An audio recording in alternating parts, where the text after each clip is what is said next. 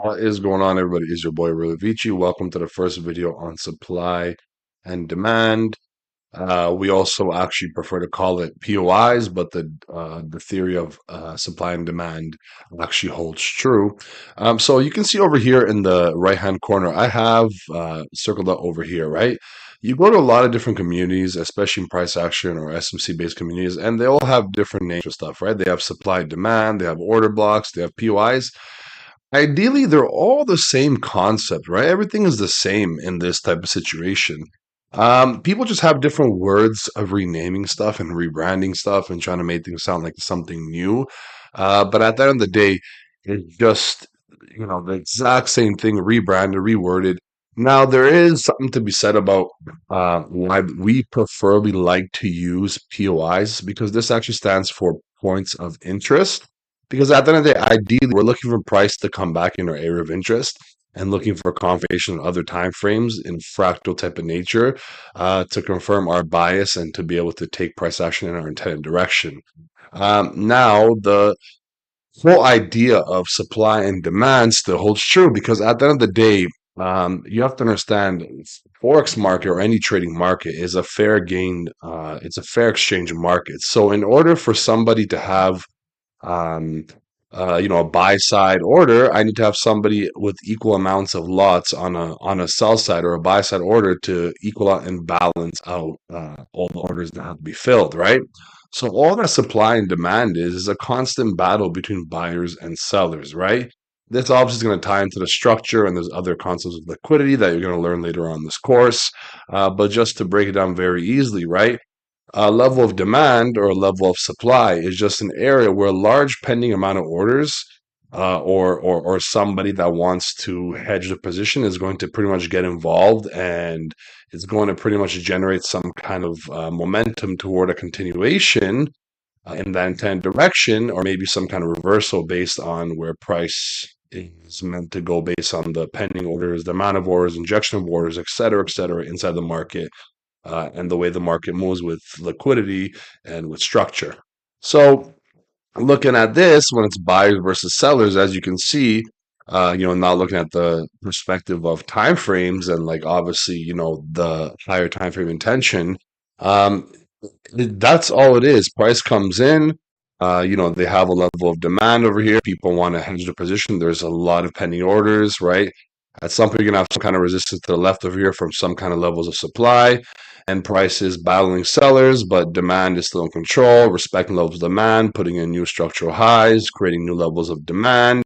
Again, fighting through all these, all this sell side resistance, right? So coming back down to here, levels of demand are being respected, putting in new levels of structure. We're going to learn the difference between extremes in this case and flip zones. It's going to come down later in the course. But for now, just get the concept of supply versus demand, right?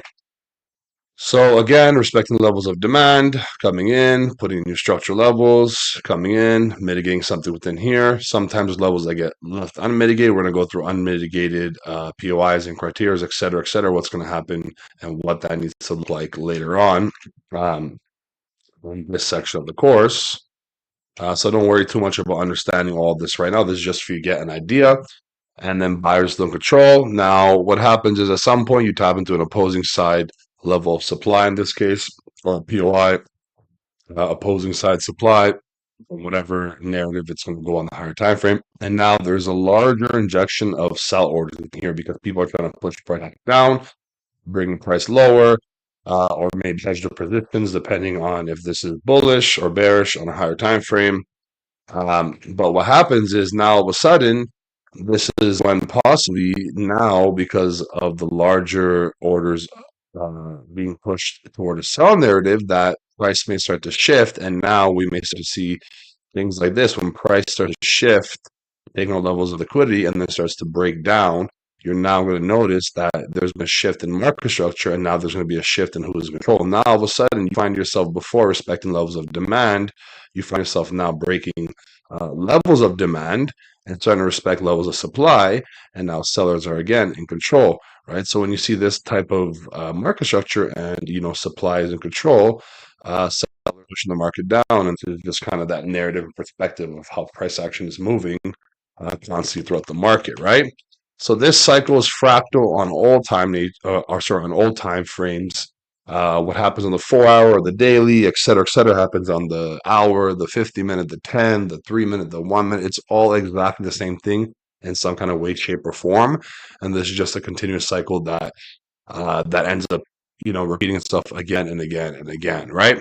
So that's just the general concept of what that is, and we're also going to go into more details as we go along in this section, and let you guys understand exactly what makes a valid level of supply or demand or valid POI, and et cetera, how to tie that all in. Obviously, you guys have already been through the market structure section and some other stuff within the course. So this kind of makes sense some bit, but there's going to be some areas of confusion throughout this overall diagram.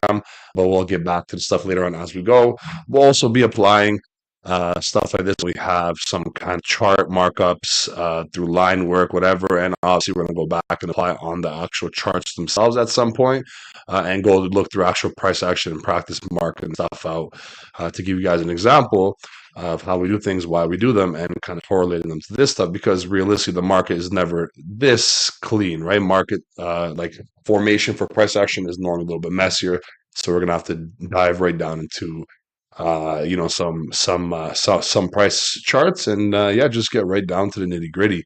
So that's it for this section, guys.